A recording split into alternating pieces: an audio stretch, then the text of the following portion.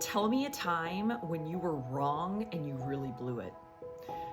I was a young engineer and I had gotten called to work to fill in a 2-month gap for an engineering position. Somebody had left and they had another person coming in, so they had this 2-month gap. They asked me to fill it. So I'm at this refinery and I had designed the unit that I was working in. And I was sure that I knew what the answer was. And I pushed that answer from the plant manager all the way down to the operators on the unit.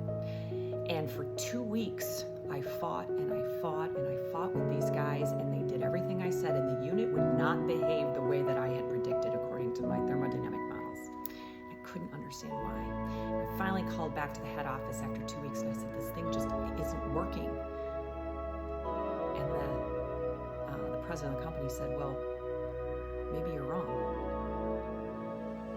And I remember the feeling of like, oh my gosh, I now have to go back and be wrong. I have to face the plant manager, all of the supervisors. I had to face all the engineers.